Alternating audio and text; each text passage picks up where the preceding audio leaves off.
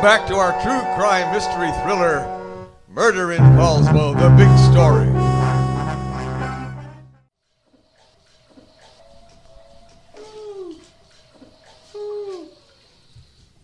That big yellow car of yours was about as hard to spot as a stop sign, Louise, baby. Especially at night. Sure was dumb, Miss Lathrop. Accommodations here in our little warehouse not up to your standards, are they?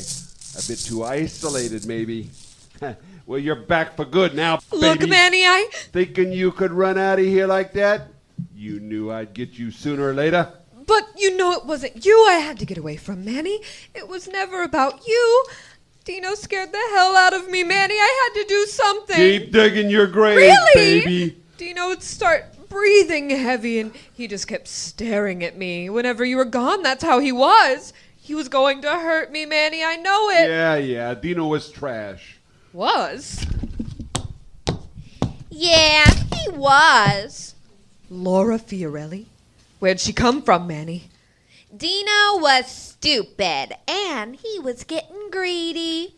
You don't need to talk to Manny, lady. I'm the one you gotta worry about here. Oh, my God. Oh, Manny, you have to believe me. I just panicked. Yeah?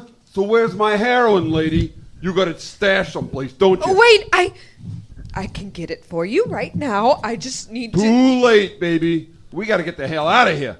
And you just signed your death warrant. Oh, my God. Oh, my God, help! Someone help me! You can scream all you want, lady. Long Lake is a mighty big lake. And there's nobody here but us wolves. Ow!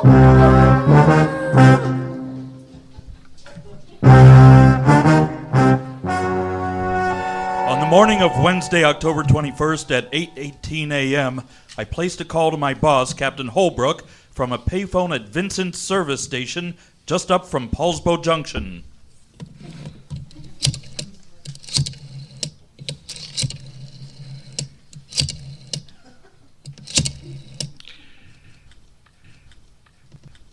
This Holbrook? Yes, sir. Joe Thursby here.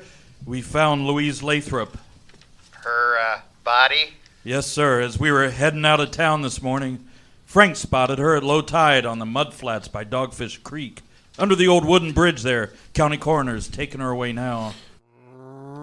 Well, you notify the mayor and Chief Lundeston, and I'll contact the family. They'll want the body brought back over here, of course. Yes, sir, we will. One thing, though, sir, I think we should keep this as quiet as possible for now, to keep any likely suspects in the dark about this. That, and, well, something else. Yeah, Joe? Yes, sir, the coroner says she drowned in fresh water. At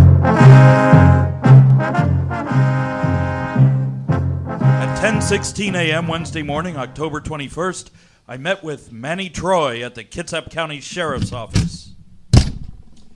Mr. Troy is voluntarily cooperating fully with your investigations, Sergeant. We want that understood for the record before we start. It will be, sir. Now, before we begin, and for the purposes of our stenographer's record of this interview, let me say that this is Seattle Police Detective Sergeant Joe Thursby speaking. Today is the 21st of October, 1936. I am about to interview Manny Troy regarding the death of his business partner, Dino Fiorelli, on or about the night of Saturday, October 17th, 1936. Manny, you have a partner, Dino Fiorelli, is that right? We'd prefer that you address my client as Mr. Troy for this interview.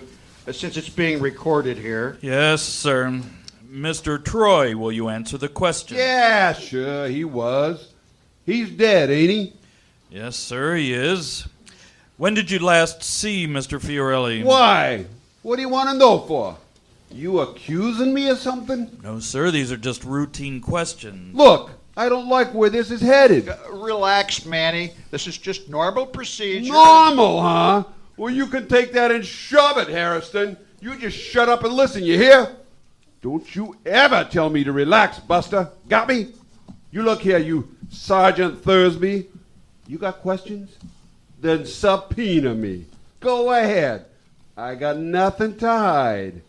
You're going to be very sorry about this, Harrison. Some lawyer. I'm out of here.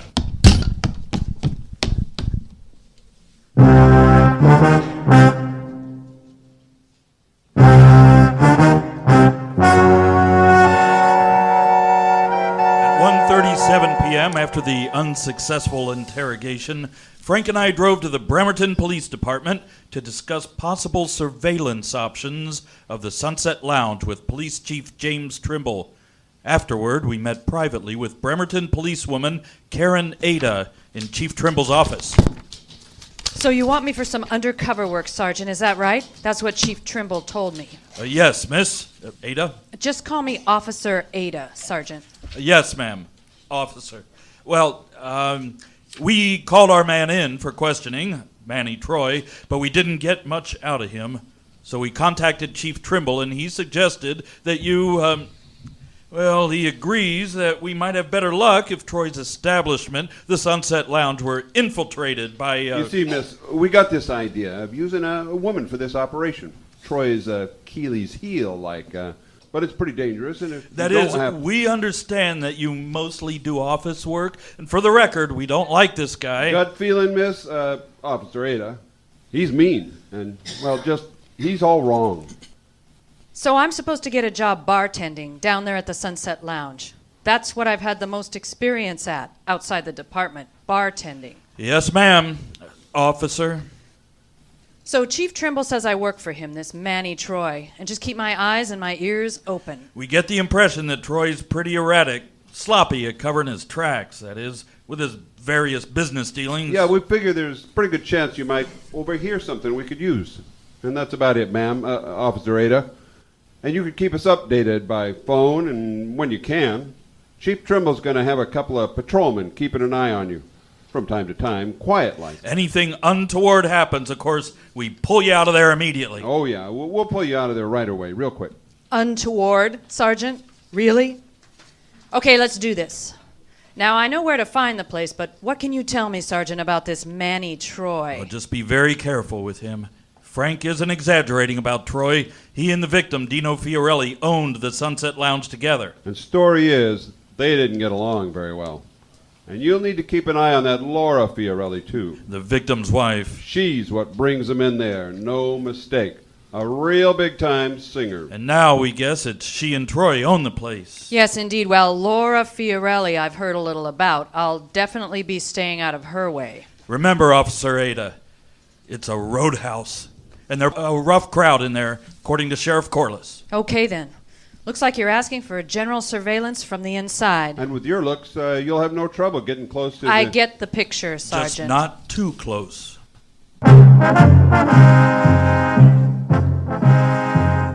At 5:42 p.m., Sergeant Cannon and I returned to the Grandview Hotel, where Mrs. Bjornland called us over again. Another phone message for you, Sergeant Thursby. Thank you, Mrs. Bjornland. He left it with me a while ago, this morning about 10 o'clock. He didn't give his name, tried to muffle his voice, but he was Indian, young, 20 maybe. Oh, and a real talker, that one. Is that right? Well, thanks again. At 4:51 p.m., I got to room 317 and read the note. It said I'd find something important in a secret compartment on the back side of the totem pole by Chief Seattle's grave on the Suquamish Reservation, right under the eagle. At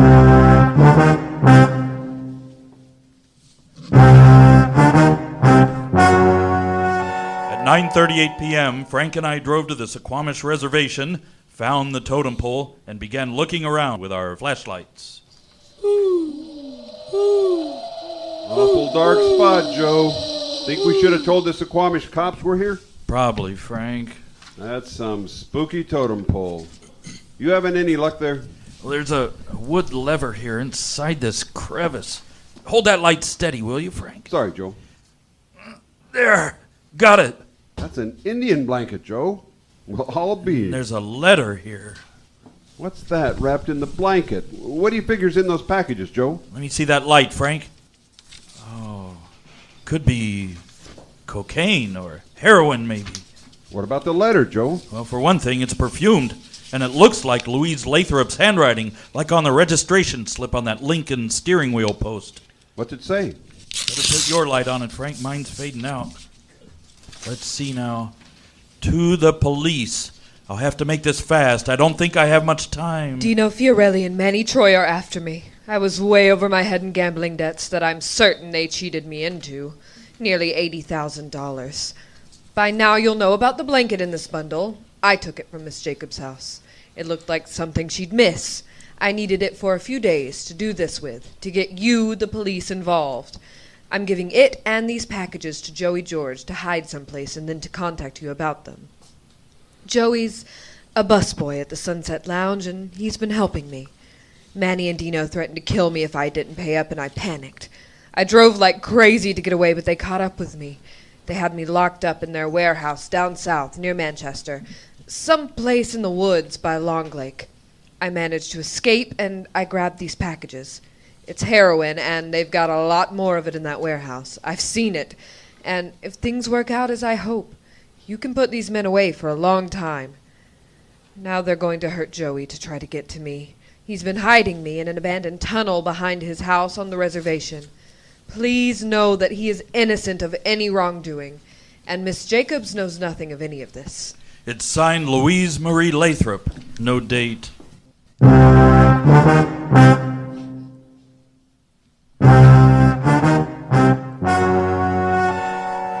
At 7:14 a.m. Thursday morning, October 22nd, I called Miss Jacobs and arranged with her for Joey George to meet me in the lobby of the Grandview Hotel. Well, Sergeant, here's that young fella you've been waiting for, Joey George. He says he's met you before. Yes, Mrs. Biermlin, thank you. Miss Jacobs said you called, sir, and I came right over. That's good, son. Then it was you who left this note for me at the desk yesterday, son? Yes, sir. This lobby's pretty crowded, son. Let's go up to my room. At 8:47 a.m., I proceeded to interview Joey George in room 317 of the hotel.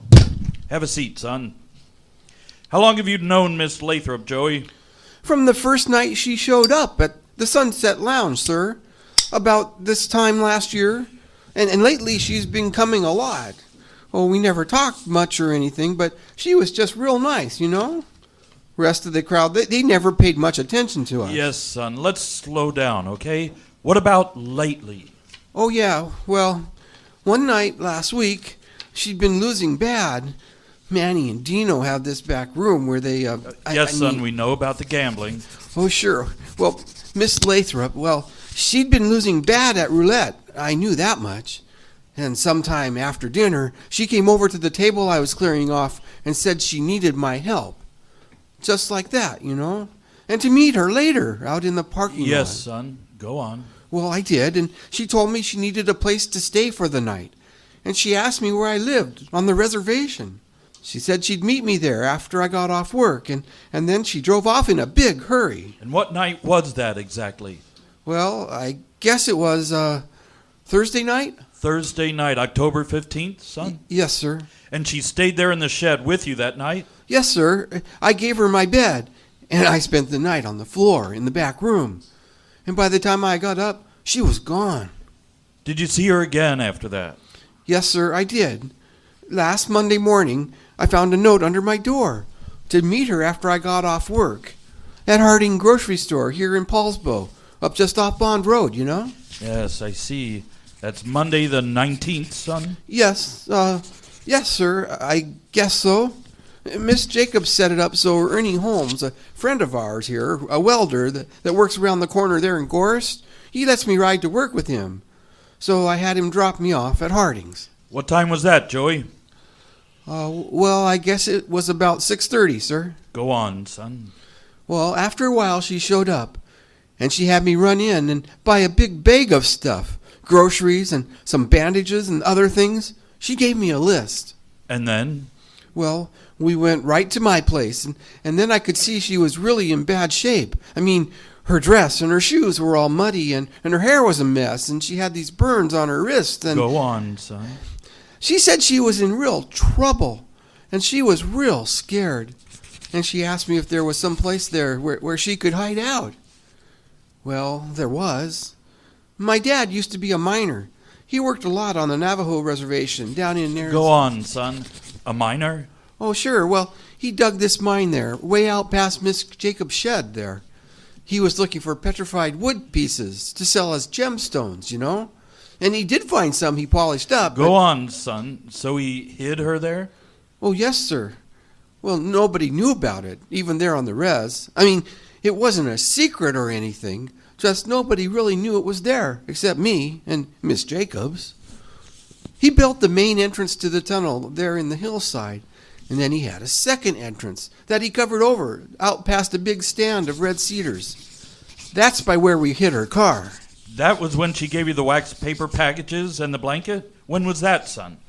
Well, sir, that was Monday night. So this is all still Monday night, the 19th, right, son? Yes, sir. And I tied it all up in sisal twine. My dad kept a roll there in the tunnel. I didn't look inside the packages, though. It looked like drugs to me. Is that when she gave you this letter? Yes, sir. I would have told you about it, but at Miss Jacobs, but Miss Lathrop, she made me promise not to... I understand, son. Go on. Tell me exactly what happened then. Well, there we were together there in the tunnel. And first she apologized for stealing Miss Jacobs' robe. But then she told me that it would help me that she did. Joey, I want to thank you for being my friend. This tunnel has probably saved my life. Look, you know me. You trust me, right? Sure, Miss Lathrop. I've got to leave now, and I wish I could take you with me, but I can't, and I have something very important now that I need you to do. Do you understand? Yes, ma'am. Joey, you know I like you. Yes, ma'am. And I think you care about me, don't you? Oh, yes, ma'am. Listen, Joey, if you don't do exactly as I say, I'm worried that you will be in trouble too. It's all about this bundle. Now, here's what I want you to do. I've written this letter to the police explaining everything. I need you to hide it, along with this bundle, someplace very special and very safe. Then I want you to leave an anonymous note for them, for the police, telling them where they can find it, and that it's very important. Do you understand? Yes, ma'am.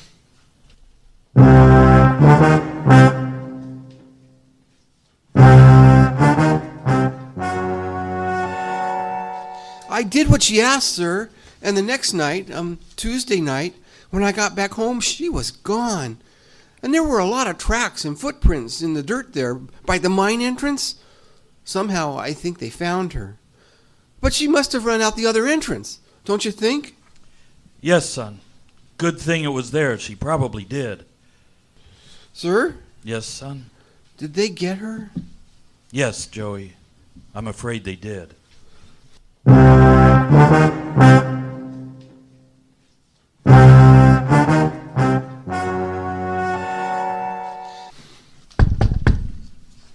Joe, it's Frank.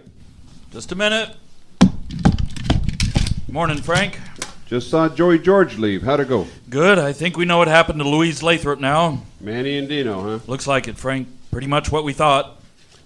Man, that is really a grand view of the bay, ain't it?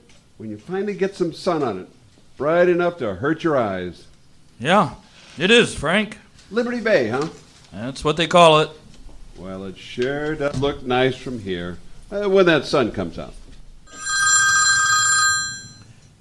Room 317. Sergeant Thursby? Yes, Mrs. Bjormland. I have a call for you. She says she's Officer Karen Ada of the Bremerton Police Department. Yes, I'm expecting her call, Mrs. Bjormland. Can you put me through? I sure can, Sergeant. Okay, caller, you go right ahead now. Sergeant Thursby? Yes, Officer Ada, it's me. Manny really likes me. He's all over me, with his eyes. And I got the job right off. They were a bartender short, according to him. That's what he said, anyway. You wanted me to call in. Is Troy going to be a problem for you, ma'am, officer? No, I can handle it. Now, him anyway. It looks like Manny's got quite a gambling operation going down there in the back rooms.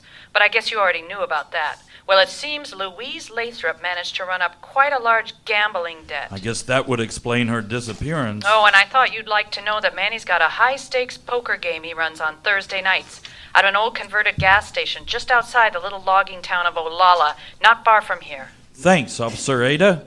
A poker game, huh? Well, that's tonight. We'll check it out. Yeah, Troy's okay, but that Laura Fiorelli, now she's something else. Yes, ma'am. Officer? She's very unpredictable, Sergeant. How long do you need me to do this? She sees me talking to Manny, she'd tear my eyes out if she could.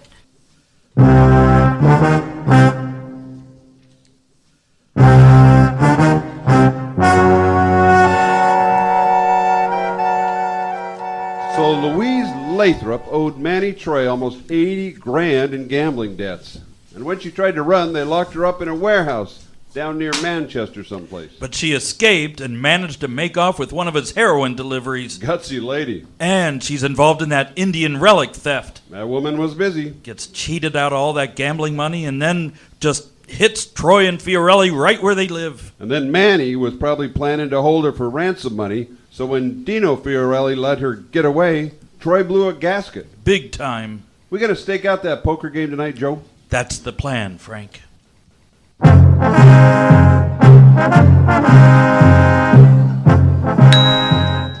fellas enjoying that pie a la mode with your coffee, are ya?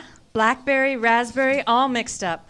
I make it special back there myself. Oh, it's terrific. Hit the spot, ma'am. Well, good. Finally got a rise out of you there. Better than donuts anyway, huh? There's more where that came from, you know. At 10:37 p.m. on the night of Thursday, October 22nd, Sergeant Cannon and I were on stakeout at the abandoned Olalla gas station.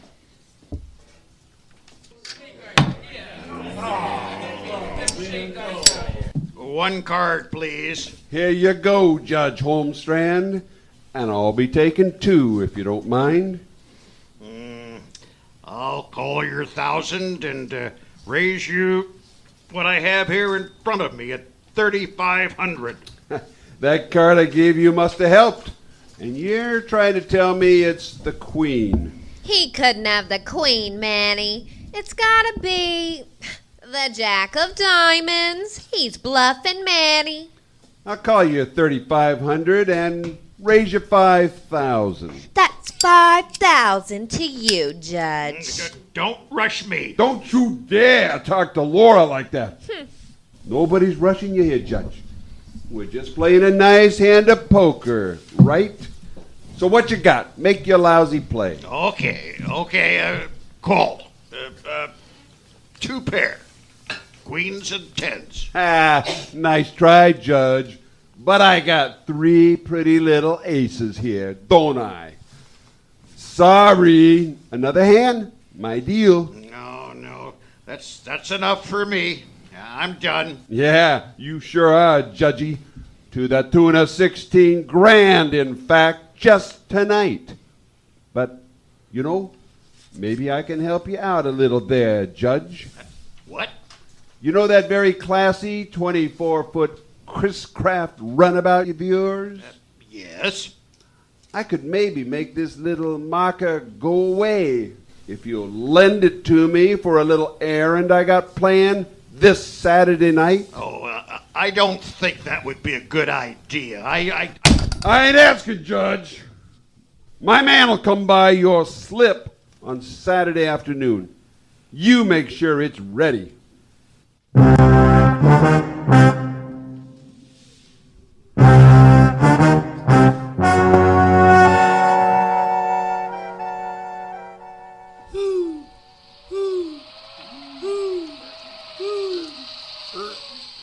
At 11:44 p.m., we were staking out the game when Frank moved into the trees to relieve himself.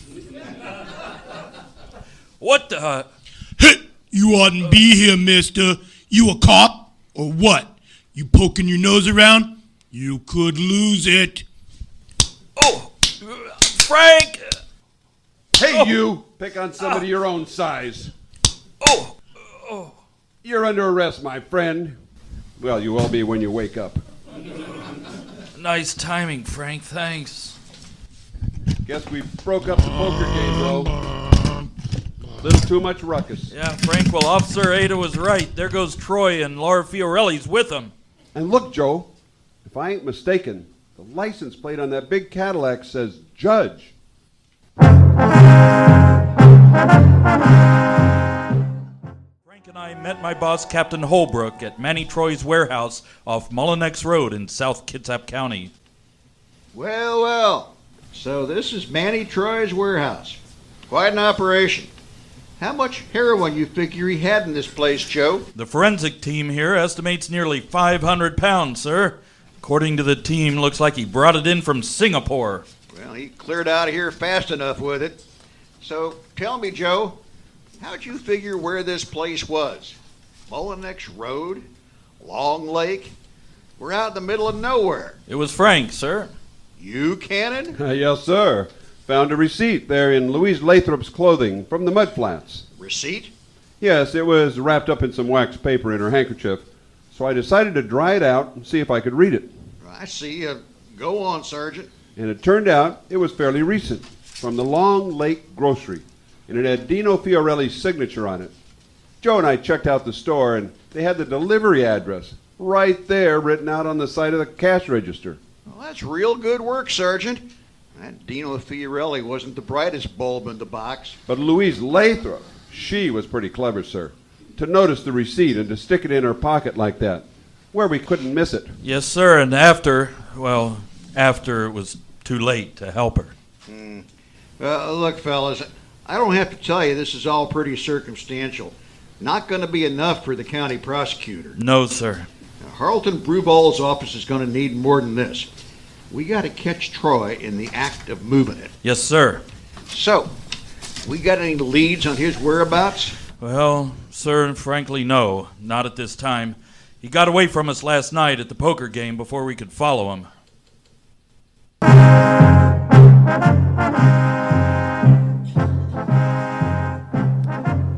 At 11:47 a.m., we stopped back at the Grandview Hotel and were once again called over by Mrs. Bjornland. Hello again, Sergeant. We must quit meeting like this. That policewoman, Officer Ada, called again a few minutes ago, and she sounded pretty excited. No note. She just wants you to meet her at the Bremerton Police Station as soon as you can. Thank you, Mrs. Bjornland. At 1:38 p.m., Frank and I drove to the Bremerton Police Station, where we met again with policewoman Ada in Chief Trimble's office. I think you'll find it's all there, Sergeant, in that ledger. How did you get this? This is a lot of information. It's his whole heroin operation, Sergeant. You had the right idea sending me there. Troy really is pretty disorganized when it comes to his paperwork. I guess so. And he's not going to be happy at all when he realizes his big book is missing. He thinks it's still down there in the bottom of his leather valise. I replaced it with a couple of Bremerton phone directories. Yes, ma'am, officer. Well, you have just single-handedly saved this investigation. I had this great spot there at the end of the bar, right by his office, and anytime I wanted, I could move down there and listen in on his private phone conversations, and he never caught on. Probably thought I was just impressed he was a big shot and wanted to be close to him. So it says here he's leaving from Hansville. From the Point No Point Lighthouse tomorrow night. Troy's driving up to meet his fence, Clarence Radigan, at midnight. They were rum runners together during Prohibition. Radigan's coming around by boat. Well, if I've ever seen better police work, I don't know where. Radigan picked up the heroin at the Mullinex warehouse a couple of days ago. He'll be taking it to the boat at the Manchester Marina. Then after they rendezvous at the lighthouse, they'll be meeting up with a larger vessel of some sort just outside Skunk Bay near Foulweather Bluff. They're taking it down to their buyers in L.A. I see. Ever since you guys showed up, they've been working day and night in that warehouse to get the stuff ready to load. So, it'll be the Coast Guard that'll be nailing Troy. Coastal drug trafficking, their jurisdiction. That's right, Sergeant. And Captain Trimble wants me on board. That okay with you fellas? Certainly, Officer Ada. We'll drive up and meet you there. Troy wanted me to go with him, you know. Wouldn't Laura Fiorelli have loved that?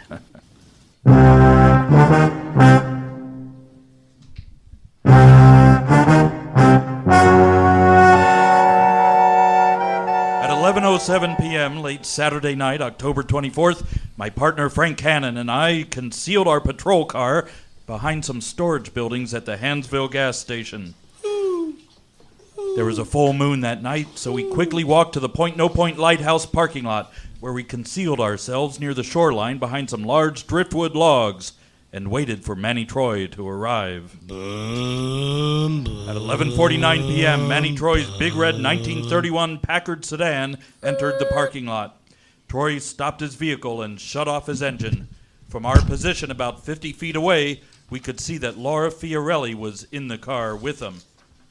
At 12:16 a.m. on Sunday morning, October 25th, the Chris Craft runabout approached and landed on the beach between the Packard and our location. Troy immediately left his vehicle and, carrying a heavy leather valise, ran to the boat with Laura Fiorelli following closely behind him. Clarence Radigan immediately swung over the transom to the water's edge and waited for them. This is the United States Coast Guard. Manny Troy, Clarence Radigan, stop where you are and throw down your weapons immediately. Get on your knees and put your hands on your heads. You are under arrest. The man Radigan immediately complied, but suddenly Manny Troy whirled around and, using Laura Fiorelli as a shield, pulled out two .45 caliber pistols and began firing. You'll never get me, coppers! Take that and that, you suckers! Manny!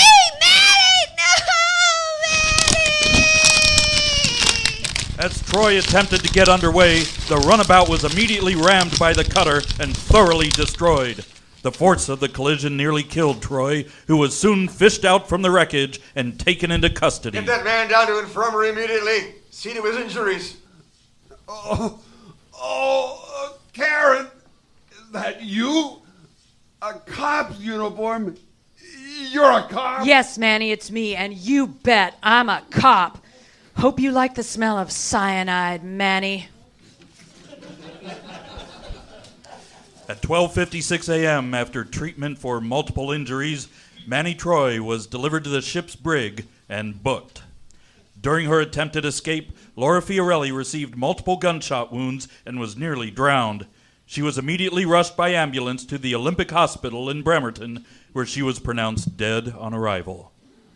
Clarence Radigan was arrested, and the crew and Manny Troy's other awaiting vessel were immediately impounded by federal officials. On Tuesday, June 15th, trial was held in the King County Superior Court, Department 37, City of Seattle, State of Washington.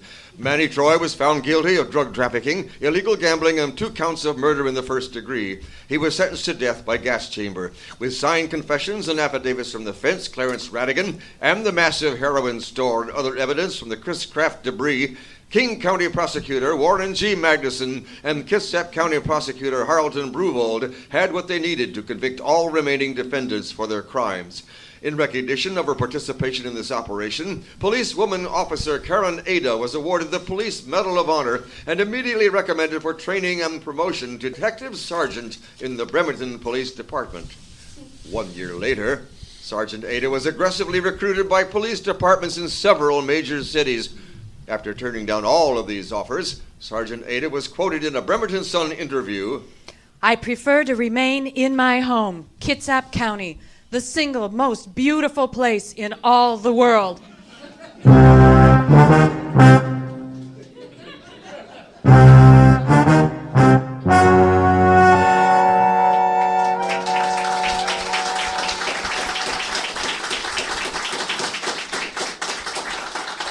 This has been an actual case from the files of the Kitsap County Sheriff's Office and the Seattle Police Department. Only the names have been changed to protect the innocent.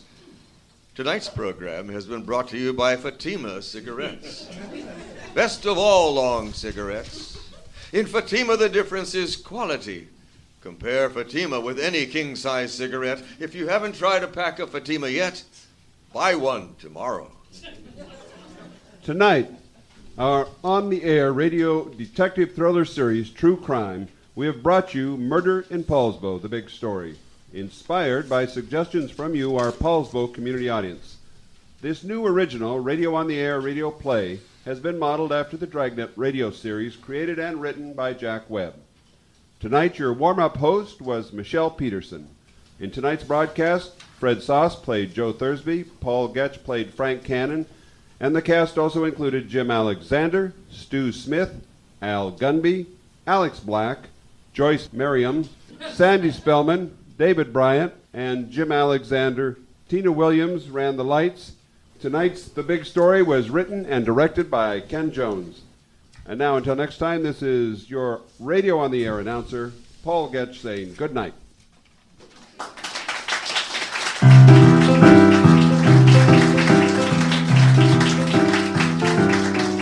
This is the American Broadcasting System. You're welcome to come down, look at the equipment, talk to the players. Please feel free.